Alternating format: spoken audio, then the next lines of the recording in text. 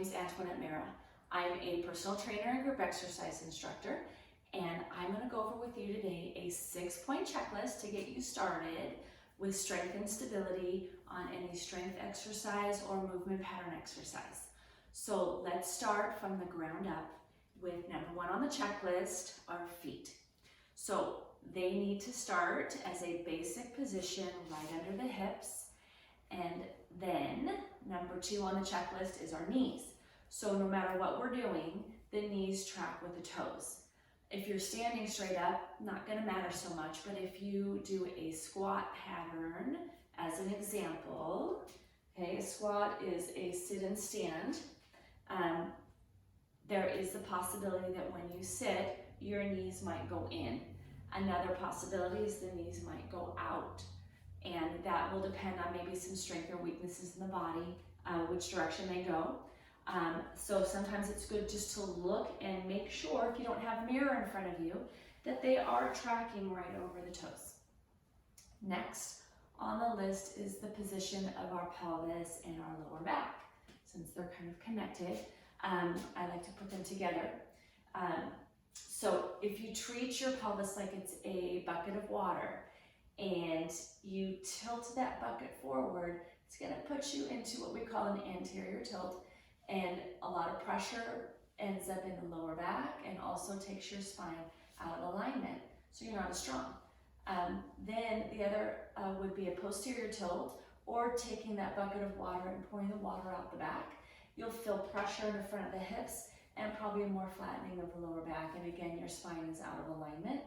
So to help with that, think of taking the tailbone and pointing it down towards the floor, which puts our bucket more in a level position and our lower back in the proper alignment, which is with a natural lordotic curve, where our spine likes to live, and to be more neutral, to be more stable and strong.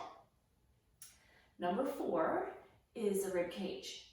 So our rib cage, if our abdominals are not working, it's going to pop out. So if we take the bottom of the rib cage and think about pulling it towards the top of the pelvis and using those abdominals to lock it in, that will keep our rib cage in a more neutral position, which is attached to the spine, and keep our spine in that in a better position, more stable and more strong. Shoulders are next, number 5 on the list. They need to be not excessively pulled back or forward, but in a more centered position, so they might line up right with the hips, okay?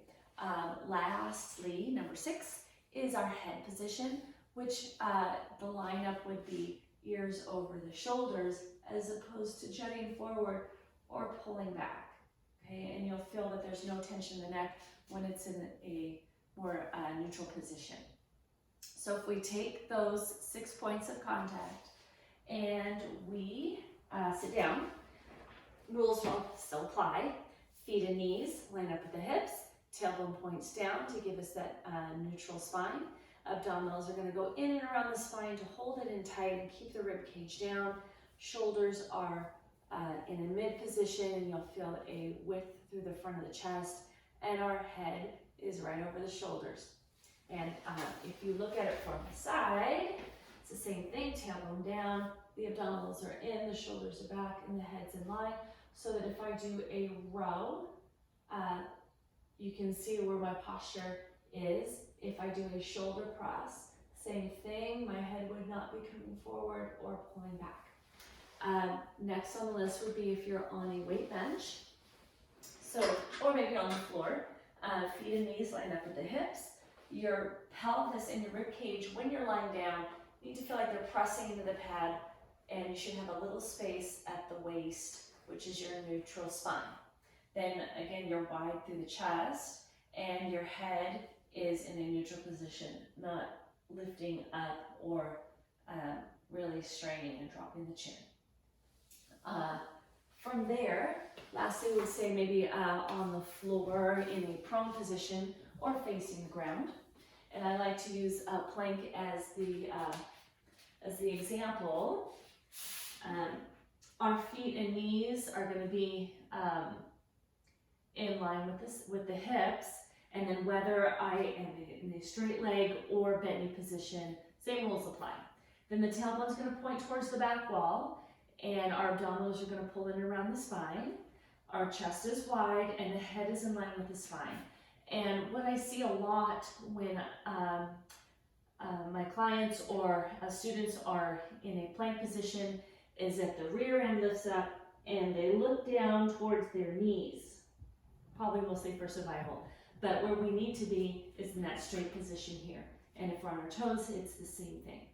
Okay, so that is the 6-point checklist. I hope it's helpful, and enjoy your workouts, strong and stable.